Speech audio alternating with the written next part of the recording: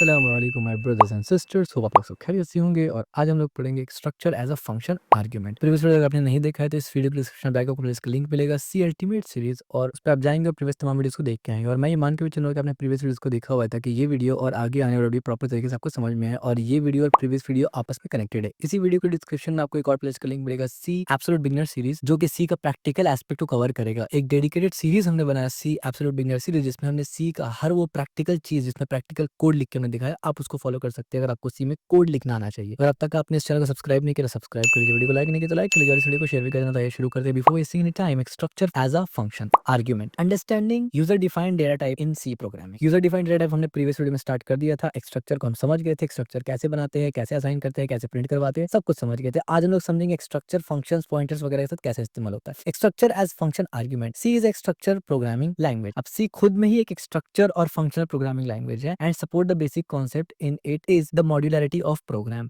The concept of support by function in C programming language, let us look at into the technique of passing structure to function. It can be achieved in primarily two ways. दो तरीके से आप एक structure को function के अंदर पास कर सकते हैं। सबसे पहला, to pass them as a simple parameter value by passing the structure name, and the second, पहला तो ये है कि पैरामीटर जिस तरीके से आप भेजते हैं उसमें कोई भी वेरिएबल का नाम भेजते हैं ना वैल्यू के साथ, तो उसी तरीके से वेरिएबल का नाम की जगह आप एक स्ट्रक्चर का नाम भेजेंगे। सेकंड क्या है, through pointers. Of course pointers के थ्रू आप भेज सकते हैं, तो पॉइंटर्स के थ्रू भेजेंगे तो इसका मतलब एड्रेस भेज रहे हैं, और डायरेक्ट नाम भेजेंगे मतलब वैल्यू भेज रहे हैं और वो वैल्यू कॉपी होके जा रहा है। We will be concentrating on first method in this unit and pass using pointer will be taken up in the next unit. ठीक हो गया? Like other data type, a structure can be passed as an argument to a function. The program listed given below shown how to do this. कैसे करके होगा देखिए, simple सी बात है। ये हमने दो लाइब्रेरी निकाल लिया, एक स्टूडियो आपको पता है और एक stdio नॉट स्टूडियो, और दूसरा हो गया स्ट्रिंग आपको पता है। बुक्स एक स्ट्रक्चर बना लिया हमने स्ट्रक्ट नाम से, और ये हमारा बुक का स्ट्रक्चर होगा। अब यहाँ से हम लोग ये फॉर्मेट को इस्तेमाल करके जितना मर्जी उतना स्ट्रक्चर बना सकते हैं। सबसे पहले फंक्शन डिक्लेरेशन किया, ये फंक्शन का प्रोटोटाइप है। यहाँ पर हमने क्या किया, हमने बोला वॉइड प्रिंट बुक, फंक्शन का नाम प्रिंट बुक है, स्ट्रक्ट के साथ हमने बुक भेज दिया, यानी ये हमने पैरामीटर भेजा, बेसिकली वेरिएबल भेजा। और हमें बताना पड़ा कि ये जो वेरिएबल है नॉर्मल वेरिएबल नहीं है, स्ट्रक्ट है, इसीलिए स्ट्रक्ट लिखा, अदरवाइज ये नॉर्मल वेरिएबल की तरह ट्रीट होता। उसके बाद प्रोटोटाइप बनाने के बाद हम मेन में गए, मेन में जाके हमने दो बुक बनाया, इसी फॉर्मेट में दो बुक बनाया, बुक 1 बुक 2। अब बुक 1 को हमने डिक्लेयर किया, सब डिटेल हमने दिया बुक 1 को एज यू कैन सी, और फिर बुक 2 को भी सब डिटेल दिया। अब हमने क्या किया, यहाँ पर प्रिंट बुक को कॉल किया, as you can see print book को कॉल किया और बुक 1 भेज दिया, यानी ये बुक 1, क्योंकि ये जितना भी वैल्यू था ये इसमें असाइन हो गया था और इसको हमने यहाँ भेज दिया। और जब फंक्शन इसको यहाँ रिसीव कर रहा है तो फंक्शन को पता है ये स्ट्रक्ट है, क्योंकि बुक 1 से पहले हम लोग स्ट्रक्ट कीवर्ड भेज रहे हैं। ठीक हो गया? तो इस तरीके से आप आर्ग्यूमेंट यानी पैरामीटर में इस तरीके से एक्सेप्ट करेंगे, और आर्ग्यूमेंट भेजना है तो ऐसे भेजेंगे आर्ग्यूमेंट। ठीक है, ये मत सोचना कि डिटेल तो यहाँ लिखा है बुक 1 क्यों भेज रहे हैं। याद रखिए बुक 1 हमने इनिशियलाइज किया और बुक 1 डॉट टाइटल, यानी अभी बुक 1 बन चुका है मान लीजिए, और यहाँ टाइटल है और उसके अंदर सी प्रोग्रामिंग आएगा। ठीक है, इस तरीके से काम कर रहा है। ये हमने प्रीवियस वीडियो में डिटेल से डिस्कस किया हुआ है already. Initialisation structure, C variable types structure can be initialised when they are declare. This procedure is similar to that initializing array.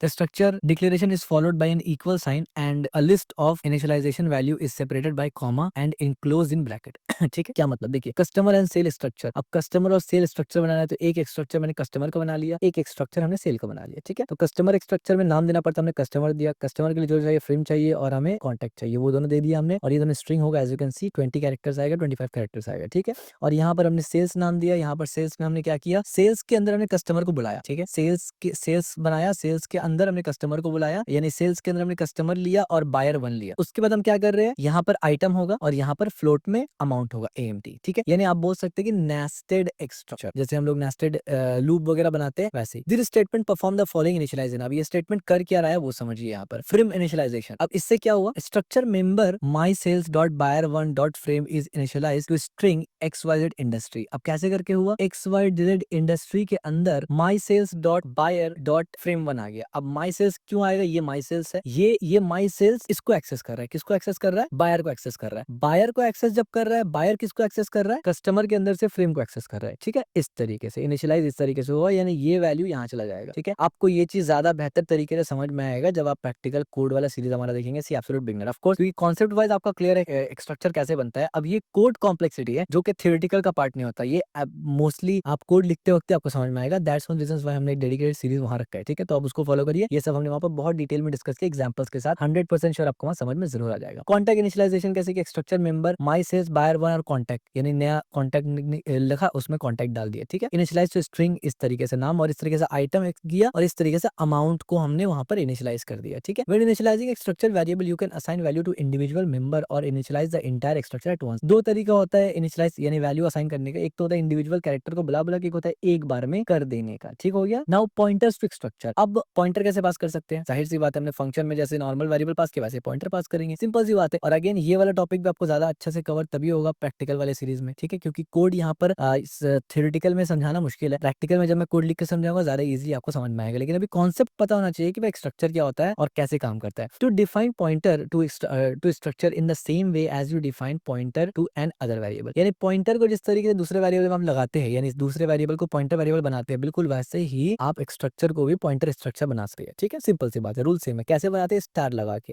तो आप क्या करेंगे? स्ट्रक्चर लिखा आपने बुक लिखा और यहाँ पर एक स्ट्रक्चर पॉइंटर से पहले आपने ये दे दिया। ठीक है, तो इस तरीके से आप बनाते हैं। Now you can store the address of a structure variable in the above defined pointer variable, यानी अब इस पॉइंटर वेरिएबल के अंदर आप एक स्ट्रक्चर का एड्रेस रख सकते हैं। To find the address of एक structure variable place the ampersand operator before the structure name as, जैसे कि सिंपल सी बात, एक स्ट्रक्चर वेरिएबल बुक है, एक स्ट्रक्चर पॉइंटर टू बुक 1, अब ये बुक 1 की तरफ पॉइंट कर रहा है। To access the member of the structure using pointer to that structure to operator as, यानी आसान शब्दों में इस चीज को आप कैसे करके एक्सेस करेंगे? तो एक्सेस कैसे करेंगे? आप देखिए स्ट्रक्चर पॉइंटर, ये टाइटल आ गया, एक्सेस टाइटल मेंबर किस तरीके से करेंगे? आप देखिए बुक टाइटल स्ट्रक्चर पॉइंटर क्यों लिखा? क्योंकि हमें यहाँ से एज यू कैन सी हमने इसको पॉइंटर एड्रेस बनाया ना, यानी ये हमारा पॉइंटर है स्ट्रक्चर पॉइंटर, तो हमने स्ट्रक्चर पॉइंटर डॉट टाइटल, यानी इस तरीके से इसको इसके एक्सेस कर रहा है इसको, यानी ये इसका एड्रेस लेगा। अगर हम स्ट्रक्चर पॉइंटर डॉट टाइटल करेंगे उसका एड्रेस लेगा सेम सेम सेम। ठीक है, यानी फॉर्मूला बिल्कुल सेम है। Let us review example using structure pointer. अब आइए एग्जांपल भी देख लेते हैं, तब ज्यादा अच्छे से समझ में आएगा।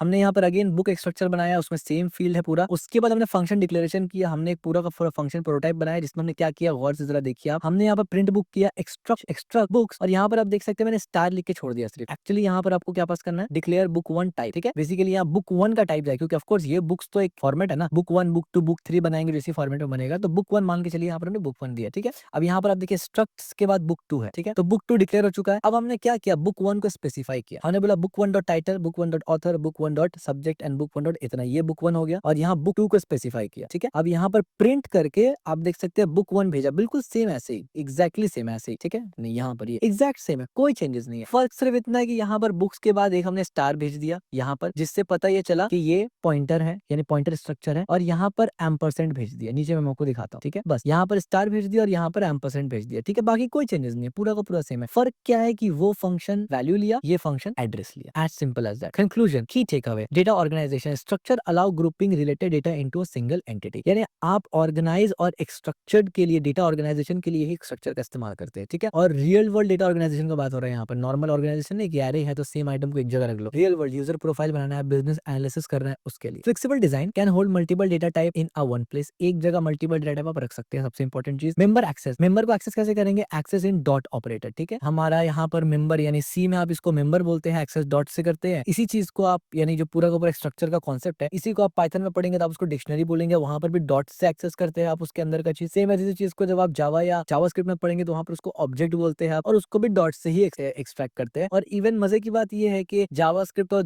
पाइथन में तो नहीं, बट जावास्क्रिप्ट वगैरह में करली, बल्कि पाइथन में भी करली ब्रैकेट से ही रिप्रेजेंट किया जाता है ऑब्जेक्ट्स को, यानी डिक्शनरी पाइथन में उसी को कहते हैं। ठीक है, लिस्ट को एरे कह देते हैं पाइथन में, तो अलग अलग नाम है। Pointer support can pass structure to function by reference pointer, यानी जो स्ट्रक्चर है जाहिर सी बात है वो भी एक वेरिएबल है। अब यहाँ पर एक इंपॉर्टेंट पॉइंट याद रखना, ये जो स्ट्रक्चर है ना, ये कोई साइज नहीं ले रहा है, यानी कैरेक्टर टाइटल कोई मेमोरी में साइज नहीं बना रही है। हमने पहले वीडियो में डिस्कस किया इससे पहले वाले वीडियो में, क्योंकि ये आप सिर्फ सी को ये बता रहे कि मैंने एक नया डेटा टाइप क्रिएट कर दिया, उसको ना डिक्लेयर किया ना इनिशियलाइज किया, यहाँ पर जाके उसका डिक्लेरेशन हो रहा है। तो यहाँ पर बुक 1 डॉट टाइटल मेमोरी में गया। ठीक है, तो ये मेमोरी में गया, ये नहीं गया। इतना समझ में आ गया आपको? और पॉइंटर, अब जाहिर सी बात है जब ये क्रिएट हुआ तो जाहिर सी बात इसका कोई ना कोई तो एड्रेस होगा, तो जाहिर सी बात है जब पॉइंटर इस्तेमाल करेंगे तो एड्रेस ले लेंगे, और एड्रेस नहीं लेना है तो डायरेक्ट नॉर्मल इस्तेमाल करेंगे। ठीक हो गया। Best practice initialization, initialize structure member at declaration और यूजिंग अ डॉट नोटेशन। दो तरीका है डिक्लेरेशन, आप यानी इनिशियलाइज कर सकते हैं आप स्ट्रक्चर मेंबर को जब आप डिक्लेयर कर रहे हैं तब भी, या फिर डॉट नोटेशन से, यानी इस तरीके से भी कर सकते हैं और यहाँ पर डायरेक्ट भी कर सकते हैं। ठीक हो गया। पॉइंटर सपोर्ट यहाँ पर है।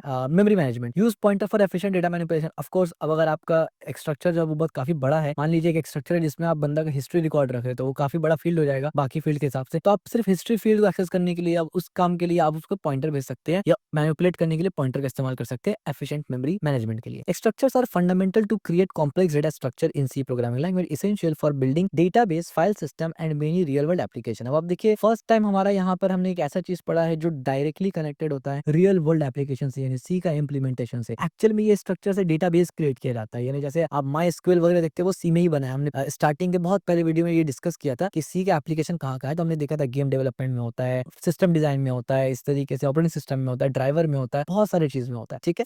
फाइल सिस्टम बना सकते हैं, रियल वर्ल्ड एप्लीकेशन स्ट्रक्चर का इस्तेमाल करके ही बनता है, सिर्फ कैरेक्टर इंट और फ्लोट डबल से नहीं बनता, ठीक है? So that's it for today's video. I hope आपको स्ट्रक्चर ऑलरेडी पता था, तो स्ट्रक्चर एज़ एन आर्गुमेंट यानी फंक्शन ये आपको ईज़िली समझ में आ गया होगा। अगर इन केस नहीं समझ में आया तो प्रीवियस वीडियो ज़रूर देख लीजिए, और अगर प्रीवियस वीडियो और ये वीडियो देखा है आपने, कॉन्सेप्ट आपको समझ में आ गया, लेकिन आप इस कोड को डिकोड नहीं कर पा रहे, इस कोड को आप समझ नहीं पा रहे, तो एग्ज़ैक्टली बिल्कुल सही है। मैं ये एक्सपेक्ट भी नहीं कर रहा कि आप ये कोड को समझ लें, क्योंकि ये कोड को हमने समझाया है सी एब्सोल्यूट बिगिनर सीरीज़ में। आपको उस वीडियो का डिस्क्रिप्शन का लिंक इस वीडियो के प्लेलिस्ट नॉट इस वीडियो के डिस्क्रिप्शन के अंदर उस वीडियो का प्लेलिस्ट का लिंक मिल जाएगा, ठीक है? तो तब तक के लिए इस वीडियो को लाइक ज़रूर करना, चैनल को सब्सक्राइब ज़रूर करना और इस वीडियो को शेयर ज़रूर करना।